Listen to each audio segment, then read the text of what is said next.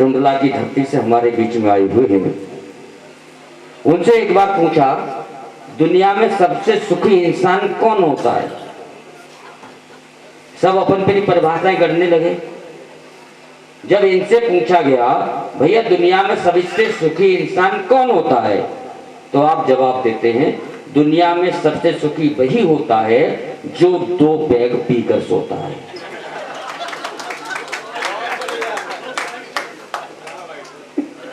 जोरदार ताली से अभिनंदन कीजिए आदरणीय राम राहुल जी। मुझसे पहले सीमा पुंडीर जी एक गजल सुना रही थी और बार बार वो राम को याद कर रही थी। हाँ, मुझे लगा शायद मुझे ही याद कर रहे हैं।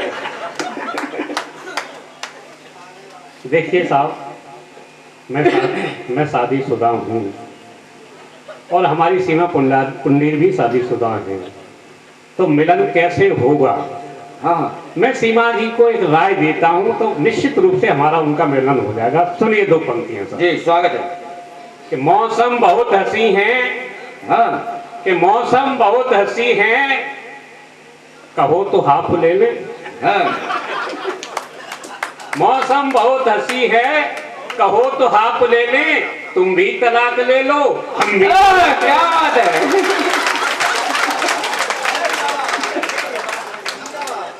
तब तो सब हो सकता है, ये कैसे कैसे हो जाएगा? देखिए साहब, हम पुरुष लोग तो बड़े दुर्भाग्यशाली हैं। सारी चीजें महिलाओं के लिए देश में हो रही हैं। महिला सशक्तिकरण चल रहा है। कभी किसी सरकार ने ये नहीं कहा पुरुष बेचारा जो बहुत ही डरा हुआ सहमा हुआ व्यक्ति है उसके लिए कोई सशक्तिकरण चलाएं, लेकिन ऐसा नहीं था साहब। हमारे नाम पर कभी एक राशन कार्ड हुआ था, हो जाया करता था, जिसमें हमारा नाम था। उस राशन कार्ड को भी महिला के नाम में ही लिख दिया गया। क्या बात है। और साहब कितने दुर्भाग्यशाली हैं, मैं कुछ पंक्तियां निवेदन करता हूं, सुनिए साहब। कि सैकड़ों झोंपड़ियां जल जाती हैं तब एक राजमहल बनता है। सैकड़ों झोंपड़ियां जल जाती हैं तब एक राजमहल बनता है। पुरुषों को तो कफन भी नहीं, महिलाओं की याद में या ताजमहल बनता है। लेकिन अपनी भी बात है साहब, महिलाओं की याद में या ताजमहल बनता है। अरे साज तो मिल जाता है लेकिन आवाज नहीं मिलती। ताजमहल तो हम भी बनवा लेते लेकिन कोई मुमताज नहीं। और साहब मंच पर जितने भी कवि विराजमान हैं सब पढ़े लिखे लोग हैं। कोई डॉक्टर है तो कोई मास्टर है। मैं साहब बहुत ज्यादा पढ़ा लिखा व्यक्ति नहीं हूँ, लेकिन ये भी बात सही है कि बहुत ज्यादा पढ़ा लिखा व्यक्ति कोई बहुत अच्छे काम नहीं कर पाता है। बिल्कुल नहीं। कभी कभी कम पढ़ा लिखा व्यक्ति भी बहुत अच्छे काम कर देता है। देखिए साहब, हमने एक पढ़े लिखे व्यक्ति को देश का प्रधानमंत्री पूरे 10 साल बनाया। डॉक्टर मनमोहन सिंह 10 साल इस देश के प्रधानमंत्री रहे, लेकिन बंदा 10 साल में बोल भी नहीं पाया। जब हमने फिर एक कम पढ़े लिखे व्यक्ति को, एक चाय वाले को प्रधानमंत्री बना दिया, अब किसी की हिम्मत है कि उसके सामने कोई बोल के दिखा दे? क्या? हाँ, देखिए साहब, मोदी जी जब प्रधानमंत्री हुए तो उन्होंने घोषणा की, न खाऊंगा न किसी को खाने दूंगा। मैंने कहा जब ना तुम खाओगे न किसी को खाने दोगे तो भैया ये शौचालय क्यों घर घर बनवा रहे हो? देखिए साहब, एक दिन मेरी सोनिया गांधी जी से मुलाकात हो गई। वैसे तो नहीं हो सकती, सपने में ही हुई थी। सोनिया गांधी जी से मुलाकात हो गई। मैंने कहा मैडम, लड़का 50 साल पार कर चुका है, शादी वादी कर दो, नहीं तो किसी दिन बेइज्जती हो जाएगी। सोनिया जी बोली कर तो दूं, लेकिन वो तो यूं कहता है कि पहले मैं प्रधानमंत्री बनूंगा तब शादी करूंगा। मैंने कहा मैडम आपको कांग्रेस का इतिहास पता है? नहीं पता है तो मैं बताता हूँ। कांग्रेस का इतिहास ये है कि वहाँ एक प्रधानमंत्री मरता है तब दूसरा प्रधानमंत्री बनता है। सबसे पहले कांग्रेस के प्रधानमंत्री बने थे जवाहरलाल नेहरू, वो मरे तो लाल बहादुर शास्त्री बने, लाल बहादुर शास्त्री मरे तो श्रीमती इंदिरा गांधी बनी, श्रीमती इंदिरा गांधी बनी तो राजीव गांधी प्रधानमंत्री बने, राजीव गांधी मरे तो नरसिंह राव प्रधानमंत्री बने, और नरसिंह राव मरे नहीं तो मैडम आप प्रधानमंत्री बनी नहीं। फिर कौन बना? डॉक्टर मनमोहन सिंह प्रधानमंत्री बने, और मैडम अभी मनमोहन सिंह जिंदा हैं, तो आपके लड़के का तो प्रधानमंत्री बनने का कोई प्रश्न ही नहीं है। और तालियां तो अब मांगता हूं मैं, तुम्हारे लड़के का तो प्रधानमंत्री बनने का कोई प्रश्न नहीं है मैडम। अब तो गेंद भाजपा के पाले में है, वहाँ उनका इतिहास दूसरा है। वहाँ एक प्रधानमंत्री जिंदा रहता है तब तक दूसरा बन जाता है। अटल जी जिंदा थे तो मोदी जी बन गए, मोदी जी जिंदा रहेंगे तो अपने योगी जी तैयार खड़े हैं। सोनिया जी बोली, देखो मैंने तो दिग्विजय सिंह और शशि थरूर को भेजा था कि जाओ राहुल गांधी के लिए कोई नई बहू ढूंढ लाओ। तो मैंने क्या हुआ मैडम की आंखों में आंसू आ गए। उन्होंने अपनी वेदना प्रकट की। वो वेदना मैं आप लोगों के सामने रखता हूं, और वेदना लगे कि सच्ची वेदना सोनिया जी की है तो आप सबके हाथ खुले साहब। सोनिया जी ने मुझसे कहा कि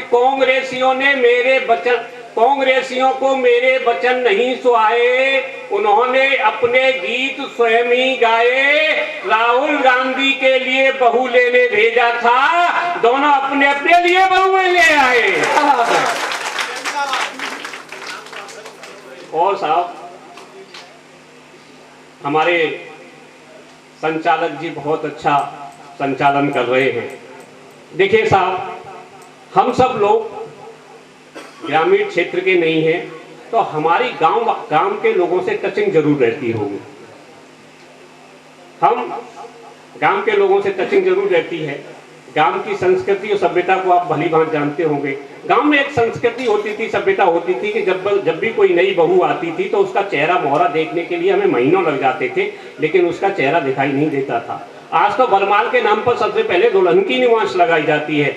ब्याह बारात तो आप भी करते होंगे, मैं भी साहब एक बारात में गया, वहां भी बरमाल का कार्यक्रम होना था। सजा समरा दूल्हा स्टेज पर बैठा था, सामने से दुल्हन अपनी 2 सहेलियों के साथ हाथ में बरमाल लेकर के आती है, और इतने में साहब वहां पर फोटोग्राफर रूपी प्राणी प्रकट होता है। उसने दुल्हन को दिशा निर्देश देना शुरू कर दिया, अरे बहन जी दुल्हन के बाएं हाथ को थोड़ा सा ऊपर रखिए, दाएं हाथ को थोड़ा सा नीचे रखिए। फिर भी उसको संतोष नहीं हुआ, उसने दुल्हन का हाथ पकड़ा कि इस तरह से माला पकड़िए तब फोटो सही आएगा। मैंने कहा फोटोग्राफर भाई ये बात मेरी समझ में नहीं आई, तूने सबके सामने दुल्हन का हाथ पकड़ लिया।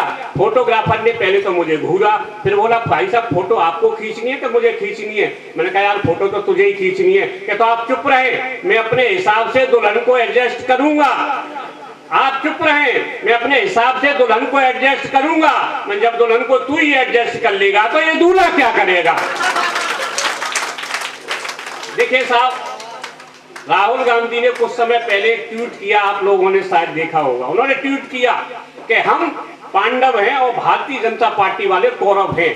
भाजपा वालों को जब ये बात पता चली तो उन्होंने इसका विरोध करना शुरू कर दिया। भाई हम कौरव कैसे हो गए, हम कौरव कैसे हो गए, हम पांडव थे, हम कौरव कैसे हो गए? साहब विरोध हुआ तो राहुल गांधी ने अपने पीए को बुलाया कि भाई ये बता ये कौरव पांडव होते क्या हैं? बोला जब आपको पता ही नहीं था कि कौरव पांडव होते क्या हैं तो आपने ट्वीट क्यों कर दिया? क्या वो हो गया तो हो गया, ये बता। क्या साहब ये महाभारत के 2 पात्र हैं। महाभारत जो टीवी पे आता था कि हाँ साहब यार वो तो मुझे दिखवा, महाभारत दिखाया गया, वो सीन आया, आपने महाभारत देखा होगा तो सीन आया उसमें कि जो द्रौपदी की साड़ी है वो दुशासन खींच रहा है, 5 पांडव मुंह लटकाए बैठे हुए हैं, सामने ऊपर दिखाया गया है भगवान कृष्ण द्रौपदी की साड़ी को बढ़ा रहे हैं। ये सीन आप लोगों ने देखा होगा। जैसे ये सीन राहुल गांधी के सामने आया, उन्होंने कहा क्यों भाई ये बता, यहाँ पर एक महिला को इज्जत को तार-तार किया जा रहा है, ये 5 मूर्ख कौन है जो चुपचाप मुंह लटकाए बैठे हैं? कि साहब यही पांडव है। और ये कौन है जो साड़ी खींच रहे हैं? कि साहब ये कौरव है। ये कौन है जो साड़ी बढ़ा रहा है? कि साहब ये भगवान कृष्ण है। तो यार मुझसे गलती होगी, मुझे अपने आप को भगवान कृष्ण कहना चाहिए था। पीए ने कहा आप भगवान कृष्ण नहीं हो सकते, अब आनंद लेना साहब अंतिम पंक्ति का। कि पीए ने कहा साहब आप भगवान नहीं हो सकते। कि क्यों नहीं हो सकते? कि साहब भगवान कृष्ण के 16,000 रानियां थी और तुम्हारे तो एक के भी लाले पड़े हुए हैं। जयप्रकाश जी बहुत अच्छा संचालन कर रहे हैं। देखिए अब कुछ समय पूर्व की बात है, मैं भी बेरोजगार था, जयप्रकाश जी भी बेरोजगार थे।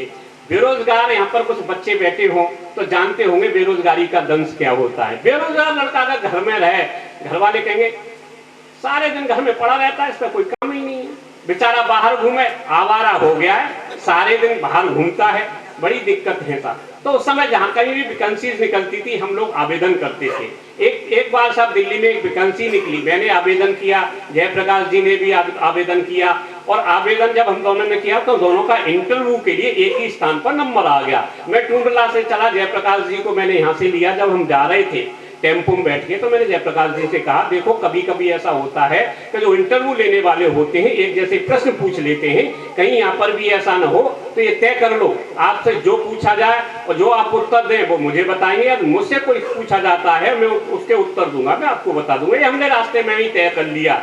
भाग्यवश साहब इंटरव्यू के लिए पहला नंबर मेरा आ गया। उन्होंने पहला प्रश्न किया देश के प्रधानमंत्री का नाम बताओ, सीधा साधा उत्तर था। मैंने कहा देश के प्रधानमंत्री का नाम नरेंद्र मोदी जी है। फिर उन्होंने दूसरा प्रश्न किया पृथ्वी की आकृति कैसी है। मैंने कहा कुछ लोग कहते हैं गोल है, कुछ कहते हैं चिपटी है, लेकिन बहस जारी है। तीसरा और अंतिम उन्होंने प्रश्न किया देश कब आजाद हुआ। मैंने कहा प्रयास तो 1857 में शुरू हो गए थे, सफलता 1947 में मिली। जैसे ही साहब मैं बाहर निकल के आया, जयप्रकाश जी तैयार खड़े, बोले क्या क्या पूछा और तुमने क्या क्या उत्तर दिया। अरे मैंने कहा पूछने के चक्कर मत पड़ो, उत्तर रट लो।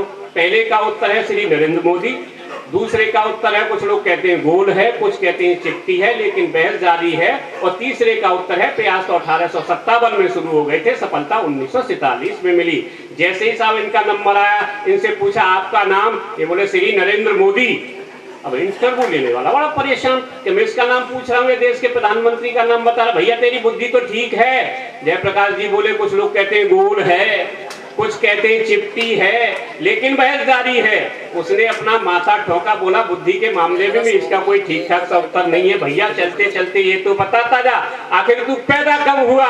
जयप्रकाश जी बोले प्रयास तो 1857 में शुरू हो गए थे, सफलता 1947 में मिली।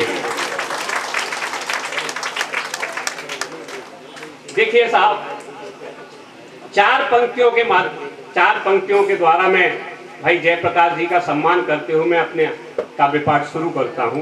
सुनिए चार पंक्तियां।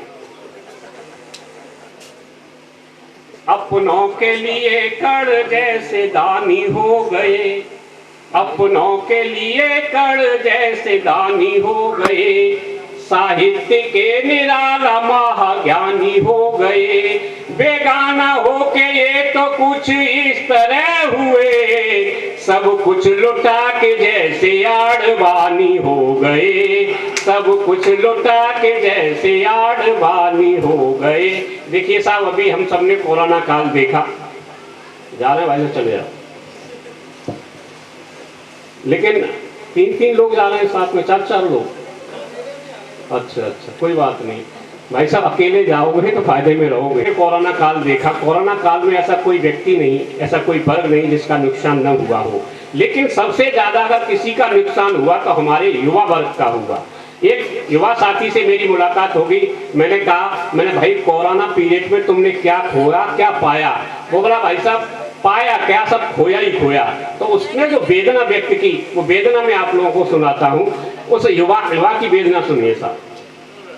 मेरा प्यार तप के खरा सोना हो गया, मेरा प्यार तप के खरा सोना हो गया, एक दिन तो तय मेरा भी गोना हो गया।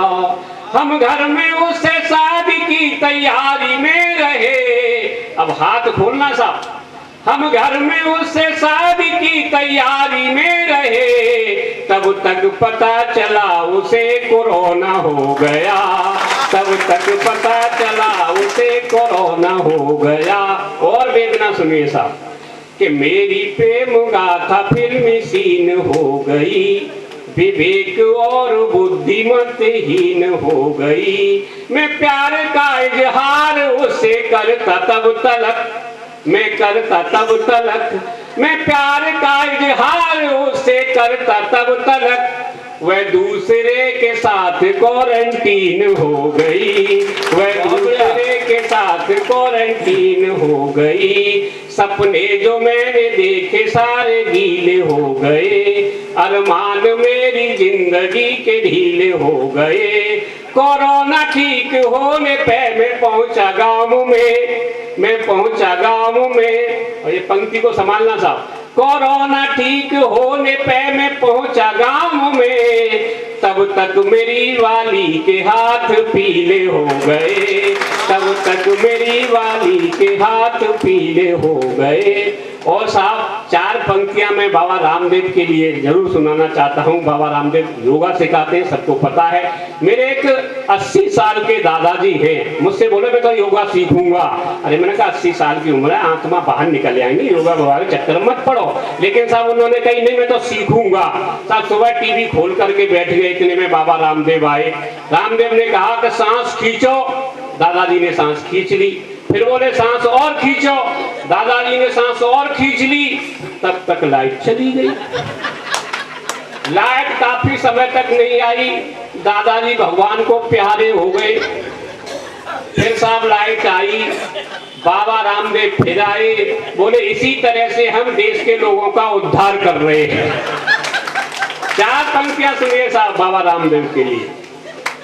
योगा की फसल हम तो यूं ही सींच रहे हैं, योगा की फसल हम तो यूं ही सींच रहे हैं, राष्ट्रभक्त बन के मुट्ठी भींच रहे हैं। टीवी के आगे बैठ हम योगा में मस्त हैं, योगा में मस्त हैं। टीवी के आगे बैठ हम योगा में मस्त हैं, योगा के साथ बाबा माल खींच रहे हैं, योगा के साथ बाबा माल खींच रहे हैं। और साहब एक मेरा दावा है, जिस दिन इस देश के प्रधानमंत्री राहुल गांधी बन जाएंगे, उस दिन यह देश फिर से सोने की चिड़िया बन जाएगा। मेरा तर्क सुनना, लगे आपको मेरा तर्क सही है तो आप सबका आशीष चाहता हूं इन पंक्तियों। सुनिए साहब। दिन में जो ख्वाब देखे सही मानते हैं वे, दिन में जो ख्वाब देखे सही मानते हैं वे, लगता है भोले बाली बूटी छानते हैं वे। सोने की चिड़िया देश को फिर से बनाएंगे। और इस पंक्ति को संभालना साहब। सोने की चिड़िया देश को फिर से बनाएंगे, आलू से कैसे बनता सोना जानते हैं वे, आलू से कैसे बनता सोना जानते हैं वे। देखिए साहब अभी कुछ समय पूर्व की बात है, इस भारत माता के मस्तक पर जो धारा 370 का कलंक था उसको हटाने का काम हमारी केंद्र की सरकार ने किया। इसके लिए मैं बहुत बहुत बधाई देना चाहता हूं। एक छोटी सी कविता आप लोगों के सामने रखना चाहता हूं। देखिए साहब। जैसे ही कश्मीर से धारा 370 हटी, जैसे ही कश्मीर से धारा 370 हटी, वैसे ये घटना घटी। जेल में बंद आसाराम झूमने लगा और मोदी के फोटो को लेकर बार बार चूमने लगा। जेल में बंद आसाराम झूमने लगा और मोदी के फोटो को लेकर बार बार चूमने लगा। यह देख जेलर बोला लगता है आसाराम बोराया है या इसको पागलपन का दौरा आया है। यह सोच तुरंत डॉक्टर को बुलाया और आसाराम का पूरा चेकअप करवाया। चेकअप के बाद डॉक्टर बोला कि आसाराम तो पूरी तरह स्वस्थ है, लगता है जेल के माहौल में ही मस्त है। यह सुन जेलर ने आसाराम से कहा कि तुम पागलपन का नाटक क्यों कर रहे हो, जेल के नियमों से बिल्कुल नहीं डर रहे हो। तो आसाराम बोला कि जेलर साहब अब मुझे आपकी तालियां चाहिए साहब, कि जेलर साहब आज तो बहुत शुभ दिन है, जेलर साहब आज तो बहुत शुभ दिन है। मोदी है तो सब मुमकिन है, मोदी है तो सब मुमकिन है। अब एक भी हाथ आपका बना नहीं रहना चाहिए। मोदी है तो सब मुमकिन है कि जेलर साहब अब तो अपने दुख की बदरी छट जाएगी, जेलर साहब अब तो अपने दुख की बदरी छट जाएगी। आज 370 हटी है तो कल 376 भी हट जाएगी। अगर आप ये वीडियो YouTube पर देख रहे हैं तो हमारे चैनल को सब्सक्राइब करें और बेल आइकन को दबाना ना भूलें। अगर आप Facebook पर ये वीडियो देख रहे हैं तो हमारे पेज को लाइक करें।